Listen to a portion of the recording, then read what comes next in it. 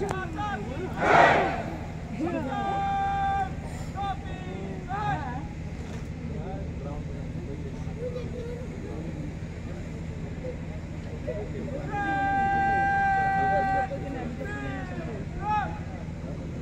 कहाँ जाओ?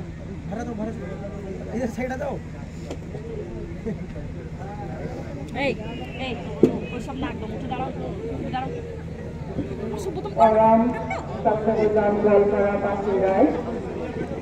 আমন্ত্রিত অতিথিসকল, চৰকাৰী আৰু বেচৰকাৰী অনুষ্ঠানৰ বিষয়ক কৰ্মচাৰীসকল, আৰক্ষী বাহিনী, সামৰিক আৰু অৰ্ধসামৰিক বাহিনীৰ ব্যস্তসকল, সমাজসেৱী, সংবাদদাতা, মাধ্যমৰ সাংবাদিক সংগঠকসকল, উপস্থিত গোৱালপাৰাবাসী ৰাইজ আৰু মোৰ মৰমৰ ছাত্ৰ ছাত্ৰীসকল, আজি ৭৫ সংখ্যক গণৰাজ্য দিৱসৰ এই শুভ মুহূৰ্তত পবিত্ৰ ৰাষ্ট্ৰীয় পতাকাৰ তলত থিয় হৈ প্ৰথমে মই উপস্থিত হ'লেও আৰু আপোনালোকৰ জৰিয়তে অসমৰ ৰাজ্যবাসী মোৰ আন্তৰিক শুভকামনা আৰু প্ৰণাম নিবেদন কৰিলোঁ।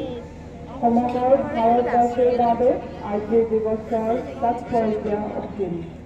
স্বাধীন সাৰ্বভৌম ভাৰত গণৰাজ্য আত্মস্বৰূপ আমাৰ সংবিধান গুৰুত্ব এই ঐতিহাসিক দিৱস আমি শ্ৰদ্ধাৰ বাবে জনাইছোঁ। দেশৰ স্বাধীনতাৰ বাবে আত্মবলিদান দিয়া সত্তৰ অধীনত সেনানী আৰু সংবিধান কৰ্মীকে ডক্টৰ ভীমৰাও আম্বেদকাৰ তথা সংবিধান আমাৰ ৰাষ্ট্ৰীয় সংবিধানখন আমাৰ সংস্কৃতি আৰু ভাৰতীয় গণতন্ত্ৰৰ আত্মস্বৰূপ। পবিত্ৰ তিৰংগাৰ পতাকা আমাৰ মৰ্যাদা তথা স্বাৱলম্বনৰ প্ৰতীক। ৰাষ্ট্ৰীয় সংগীত আমাৰ প্ৰাণৰ মূৰ্ধন্য। আমাৰ ৰাষ্ট্ৰীয় সংগীত, ৰাষ্ট্ৰীয় পতাকা আৰু সংবিধান আমাৰ গৌৰৱময় অস্তিত্বৰ প্ৰতীক আৰু বিশ্বজনীয় মূল্য আৰু ত্যাগৰ বিনিময়ত আমি এই সন্মান ৰাখিবলৈ লাগিব।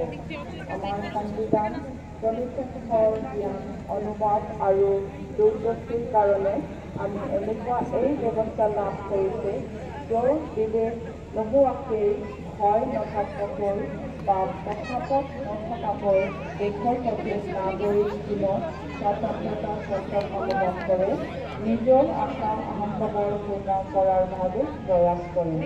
শ্ৰদ্ধায় এইখিনিতে মই গোৱালপাৰা জিলাত বিভিন্ন বিভাগৰ দ্বাৰা বিগত সময়ত গ্ৰহণ কৰা অনুমূলক কিছু কাম কাৰ্যৰ পৰীক্ষণ এই মুহূৰ্তত আপোনালোকৰ আগত দাঙি ধৰিবলৈ বিচাৰিছোঁ।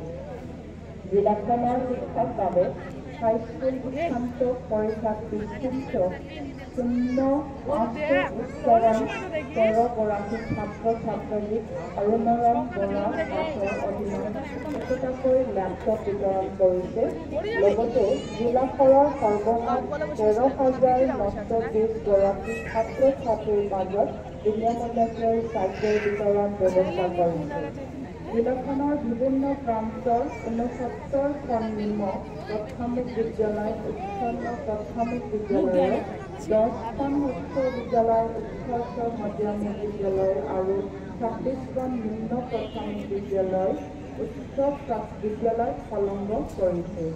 জিলাখনৰ প্ৰধানমন্ত্ৰী জন আৰোগ্য যোজনা আঁচনিৰ অধীনত গোৱালপাৰা জিলাত ৰেচন কাৰ্ডত নাম থকা ব্যক্তিৰ হিতাধিকাৰীৰ PMAY কাৰ্ড প্ৰদান কৰিছে। ভাৰত চৰকাৰ আয়ুষ মন্ত্ৰালয়ৰ অধীনত 50খন বিছনাৰ যোগ্যতা লৈ আয়ুৰ্বেদিক চিকিৎসালয়খনত যোৱা 2 নৱেম্বৰ তাৰিখৰ পৰা ৰোগী বিভাগৰ চিকিৎসা সেৱা আৰম্ভ কৰা হয়। আনহাতে লখিমপুৰত নতুনকৈ নিৰ্মাণ কৰা 21খন বিছনাযুক্ত মুক্তিমা অসামৰিক চিকিৎসালয়ৰ 5 নৱেম্বৰ তাৰিখৰ পৰা চিকিৎসা সেৱা আৰম্ভ কৰা হৈছে। গোৱালপাৰা জিলা কৃষি বিভাগে প্ৰধানমন্ত্ৰী কিষাণ সন্মান নিধি আঁচনিৰ অধীনত জিলাখনৰ 48,713জন যোগ্য কৃষকক PM কিষাণ পৰ্টেলত অন্তৰ্ভুক্ত কৰিছে। এইবাৰ 14 নম্বৰ কিস্তিত আমাৰ জিলাখনৰ 22,068 জন কৰিছে 20,000কৈ টকা পাবলৈ সক্ষম হৈছে। প্ৰধানমন্ত্ৰী ফচল বীমা যোজনা আঁচনিৰ অধীনত 2022-2023 বৰ্ষত ৰবি শস্য যেনে বৰা, ধান, সৰিয়হ আৰু আলুৰ বাবে সৰম্ভত 16,387 জন কৃষিমতীৰ শস্য বীমাৰ নাম পঞ্জীয়ন কৰে।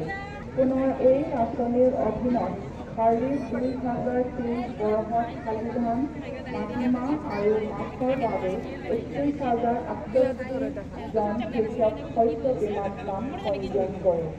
খাৰিফ বিপণন নীতি আঁচনিৰ জৰিয়তে কৃষকৰ ধান ক্ৰয় আঁচনিৰ অধীনত বিনিয়োগ চৰকাৰী প্ৰতিষ্ঠান যেনে AFC, SFC, FCI, NAFED আৰু ASAMDকে ধৰা মুঠ 7ত ধান কৰা কেন্দ্ৰত 8,740.55 মেট্ৰিক টন শালি ধান কেৰি প্ৰস্তুত কৰা হৈছে। কৃষকৰ দাম কৰি আঁচনিৰ অধীনত 2023-24 বৰ্ষত জিলাখনত এতিয়ালৈকে 1,317.93 মেট্ৰিক টন ধান ক্ৰয় কৰা হৈছে। ৰাষ্ট্ৰীয় খাদ্য সুৰক্ষা আঁচনিৰ অধীনত 2023-24 বৰ্ষত 227 কুইণ্টেল